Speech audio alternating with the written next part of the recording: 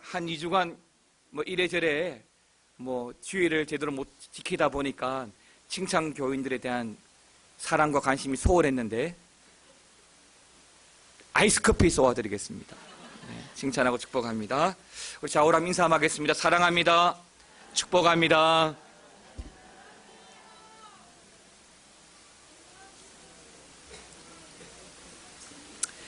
분당 우리 교회 담임 목사님이신 이찬수 목사님의 책에 보면 모 업체에서 마음의 온도라는 흥미로운 제목의 설문조사를 한 적이 있습니다.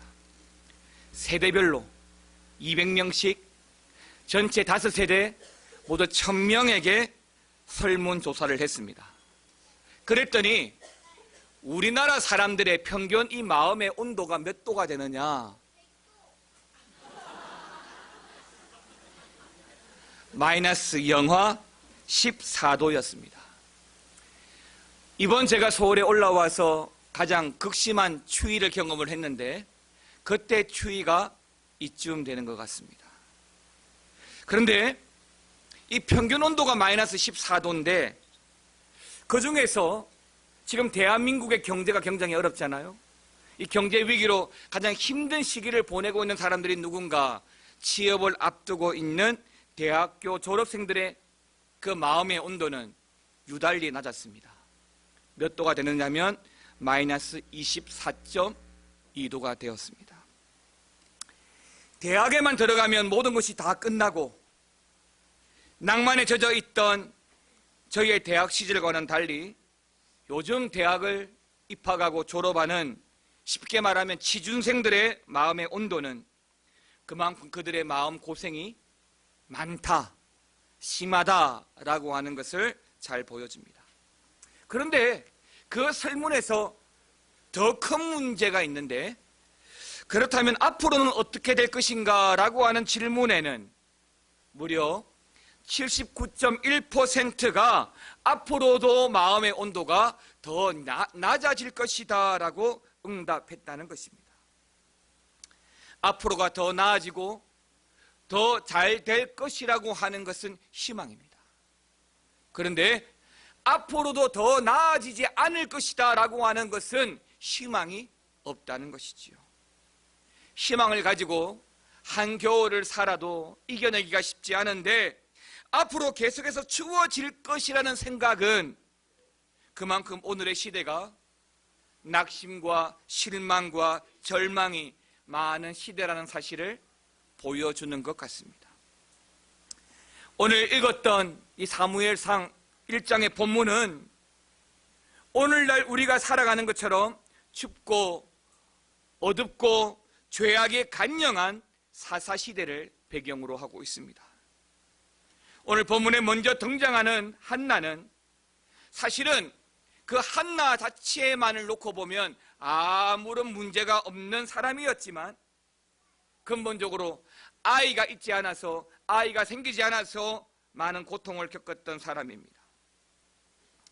굳이 이러한 한나의 마음의 온도를 표현하라고 한다면 조금 전 말씀드렸던 마이너스 24도가 넘은 그 취준생들보다 더하면 더했지 결코 덜하지 않을 만큼의 많은 고통을 오늘 한나는 겪고 그러한 고통 속에 살아왔다라고 우리는 이해할 수 있습니다.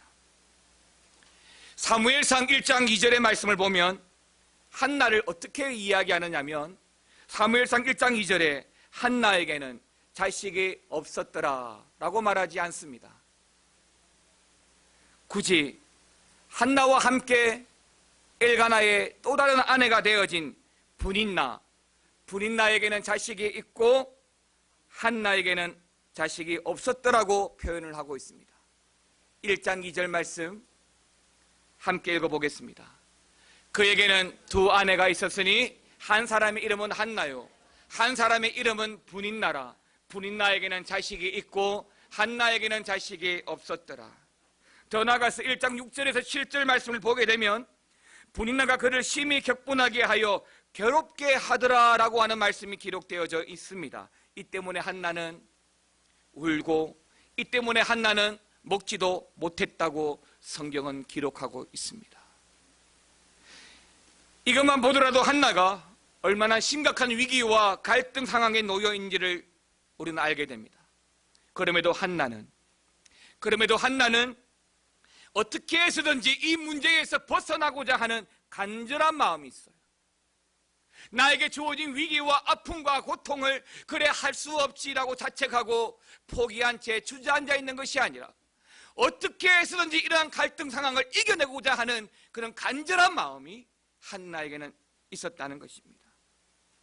여기서 중요한 것은 한나가 그렇게 붙들었던 그 간절함이 그저 기다리고 기대하는 마음으로 끝나지 않고 기도라는 도구를 통하여 하나님께 나아가는 성숙한 성도의 모습을 보여주고 있다는 것입니다. 그렇습니다. 기도는 바로 그럴 때 하는 것입니다.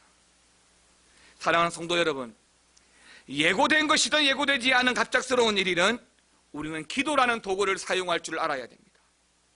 고난과 위기의 비를 막아줄 유일한 우산은 기도밖에 없기 때문입니다.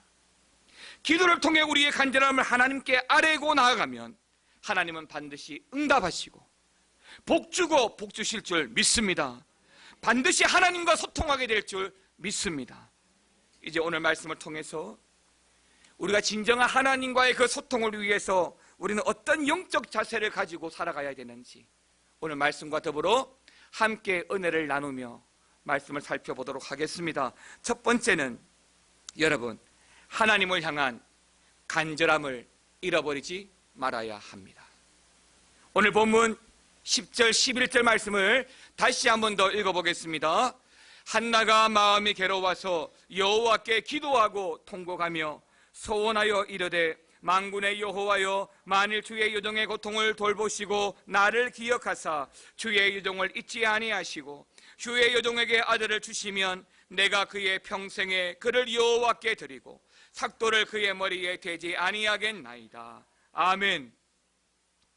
한나는 자기에게 주어진 문제를 기도를 통해서 하나님과 소통하고 기도를 통해서 해결되고 해결받기를 원했습니다. 10절에 한나가 기도하며 통곡하며 라고 말합니다. 기도하고 통곡하고 라고 하는 말은 절망적인 상황을 말하려고 하는 것이 아니에요. 이것은 어떠한 경우에라도 결코 포기하지 않고 끈질기게 하나님의 은혜를 구하고 또 구하며 그 어려움을 이겨나가겠다는 우리의 영적 의지의 표현인 것입니다. 사람마다 위기를 경험할 수 있고 아픔을 경험할 수 있지만 그 상황에서 기도한다는 것은 그 하나님의 도우심으로 이겨가겠다는 거룩한 의지인 거예요. 그렇습니다. 한나와 같은 간절함이 있다면 우리에게 찾아오는 문제와 위기는 하나님 앞에서 우리가 얼마나 하나님의 도우심을 원하고 있는지를 증명해주는 기회가 될 것입니다. 보통의 사람들은 포기를 굉장히 빨리 합니다. 이것이 내 한계면 한계를 극복하려 하기보다는 이것이 나의 한계이기 때문에 거기까지만 하려 합니다. 꿈을 따라가다가도 목적을 따라가다가도 장애물을 만나면 그냥 거기까지, 그리고 쉽게 포기해 버립니다. 그러나 여러분, 반드시 아셔야 할 것이 있습니다. 중요한 일, 큰 일은 그만큼의 도전이 필요하고 그만큼의 장애물과 또한 장벽이 있다고 생각하셔야 됩니다. 그리고 그 장애물은, 그 장벽들은 우리를 막기 위한 것이 아니라 그것을 뛰어넘을 만큼의 간절함이 있는지를 확인하기 위한 것인 줄을 믿고 그만큼의 간절함으로 주님께 나아가셔야 한다는 것입니다. 한나는 자신의 문제를 사람을 찾아서 해결하려 하지 않았습니다. 가까운 친척도 친구도 있었겠지만 사람을 찾아가지 않았습니다. 남편에게도 말하지 않았습니다. 한나는 그 문제를 오직 창조주 하나님께만 가지고 나갑니다. 조금 전에 1장 10절에서 한나가 마음이 괴로워서 뭐 했다고요? 여호와께 여호와께 여호와께.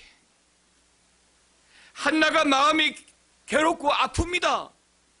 근데 어떻게 했다고요? 여호와께 여호와께 여호와께. 여러분, 다음 주는 고난주간입니다. 고난주간은 교회가 매년마다 맞이하는 의례적인 의식이 아닙니다. 그래, 또 고난주간이네. 그러면 또 특세를 하겠고, 그러면 또 부활주일을 맞이하겠지. 그렇게 습관적으로 맞이하게 된다면 여러분들은 결코 고난주간을 통하여 십자가 지신 예수님을 여러분 삶 속에 깊이 모시지 못할 겁니다. 여러분들이 고난주간을 통하여 십자가를 깊이 묵상하셔야 합니다. 그리고 그 묵상을 통하여 내가 하나님의 자녀여 성도임을 확인하는 시간이 되어야 되는 것이죠. 교회가 특세를 준비하는 것은 바로 여기 이 한나의 마음을 우리가 품기 위해서입니다. 간절한 마음, 내 남편과 내 가정을 향한, 내 아내를 향한 그 간절한 마음, 내 직장과 내 학교와 내 학업과, 아니 우리 교회의 그 간절함을 가지고 하나님께 무릎 꿇어야 하는 것이죠.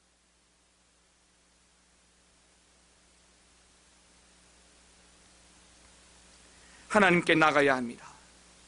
간절함으로 나가야 합니다. 작정을 하셔야 됩니다. 시간과 환경의 장벽이 있습니다. 그 때문에 우리는 새벽을 깨우고 간절함과 함께 특세를 하고자 하는 것입니다. 사랑하는 성도 여러분, 이러한 한나의 모습이 왜 중요할까요? 본문 8절의 말씀을 보시기 바랍니다. 그의 남편 엘가나가 그에게 이르되 한나여 어찌하여 울며 어찌하여 먹지 아니하며 어찌하여 그대의 마음이 슬프냐? 내가 그대에게 10아들보다 낫지 아니하냐 하더라. 한나의 남편 엘가나는 자식 없는 이 한나에게 변함없는 사랑을 보여주고 있지만, 그러나 한나의 근본적인 문제, 한나의 그러한 마음을 해결하는 데는 전혀 도움이 되지 않습니다. 남편이죠. 오늘날 신앙생활의 문제는 시간이 없는 게 문제가 아닙니다. 간절함이 없는 것이 문제입니다. 하나님이 아니면 죽을 것 같은 마음으로 나가야 됩니다.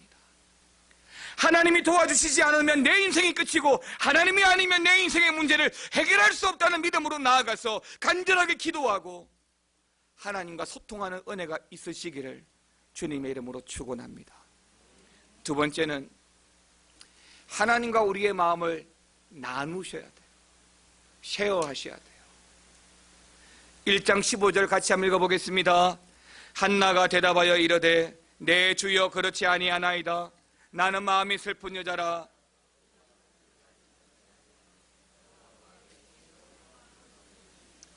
여호와 앞에 내 심정을 통한 것뿐이오니. 하나는 절망적인 자신의 문제를 간절하게 하나님께 가지고 나온 것뿐만 아니라 그 문제를 가지고 하나님과 나누고 있습니다.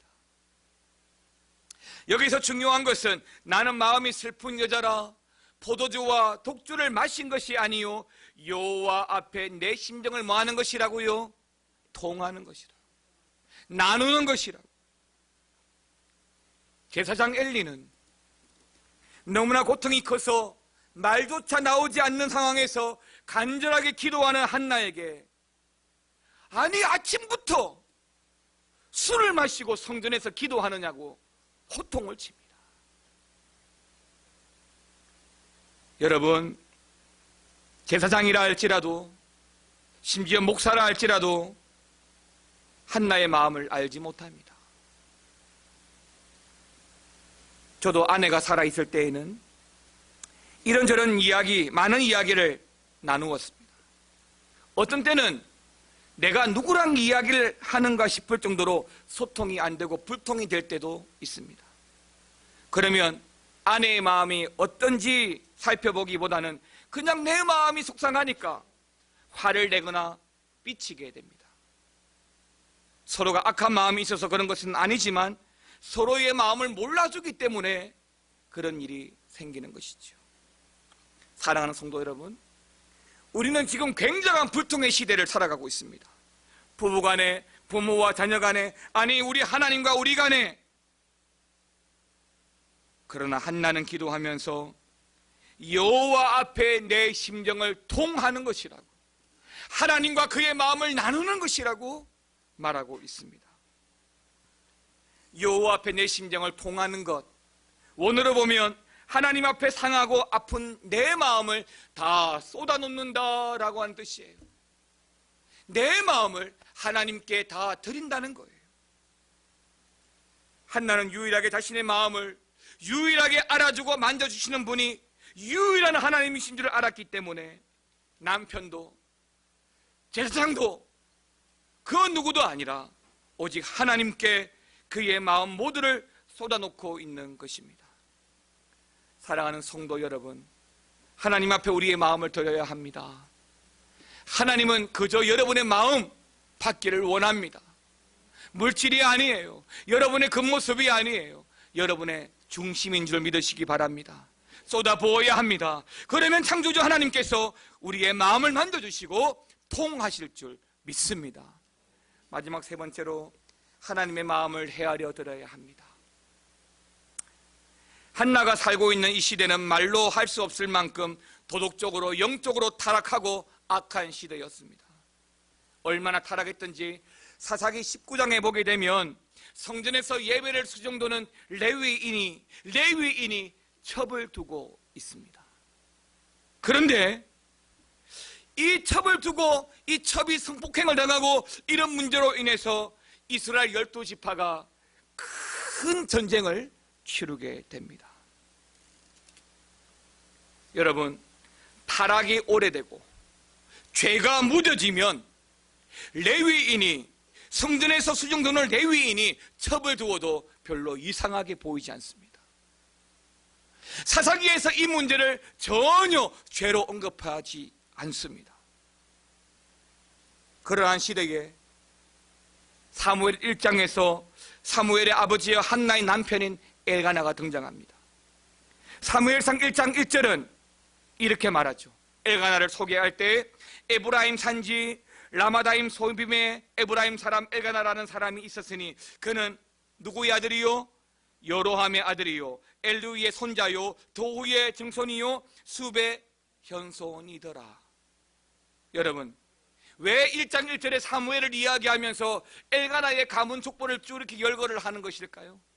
이야, 엘가나의 가문을 보니까 믿음의 명문 가정이네, 정말 뿌리 깊은 가정이네, 뼈대 있는 가문이네, 얼마나 그런 좋은 가문인지를 잘 보여줍니다. 아버지, 할아버지, 정조할아버지, 고조할아버지 탁월합니다. 그런데 그 말이 끝나자마자 사무엘상 1장 2절에는 그에게 두 아내가 있다라고 말합니다. 그러니까 이 말은 그토록 훌륭하고 덕망이 있는 믿음의 명문 가정일지라도 아내가 2명 있다는 게 전혀 문제가 되지 않더라는 것이죠. 여러분, 성경적 가치관이나 또한 인본적이고 시대적인 이러한 것이 그 당시에 각자가 옳다고 여겼던 이 악한 시대의 사사시대를 보여주는 것이다 라고 할 수 있습니다. 한나는 그렇게 영적으로 타락한, 말로 할 수 없는 악한 시대에 살고 있지만 그럼에도 그녀는 하나님의 마음을 헤아려 드렸던 여자예요. 악한 시대에 성전 안에서도 악한 일을 도모했던 그 악한 시대에 그 한나는 어찌되었든지 하나님의 마음을 헤아려 드리려 했다는 것입니다. 사랑하는 성도 여러분, 하나님이 무슨 생각을 하시는지, 어떤 아픔이 있으신지에 대한 관심이 오늘날 우리에게는 없습니다. 그저 알라딘의 마술 램프에 나오는 지니처럼 우리가 필요할 때만 나오고 우리가 부를 때만 함께 하시는 하나님으로 대할 때가 너무나 많습니다. 그러나 여러분, 타락한 시대와 나를 향한 하나님의 마음을 헤아리지 못한다면 우리는 금방 쓰러지고 무너지게 됩니다. 지금은 내가 온전하게 보이고 지금은 내가 잘하는 것처럼 보이고 지금은 내가 복받은 것처럼 보이지만 하나님의 마음을 헤아려 드리지 못한다면 결국 우리는 하나님과 상관없는 인생이 되고 말 것입니다. 제 아내가 먼저 천국에 갔습니다. 이 때문에 정말 많은 분들이 찾아와서 저를 위로해 주시고 함께 해 주셨습니다. 정말로 감사를 드립니다. 많은 말씀 중에 어느 장로님 한 분이 울먹이면서 저에게 이렇게 찾아와 말씀해 주셨습니다. 목사님, 하나님의 마음을 우리가 다 헤아릴 수는 없지만 농부가 과일나무를 심으면 서리가 내리기 전에 제일 좋은 것부터 따가지고 간다는 말씀이셨습니다.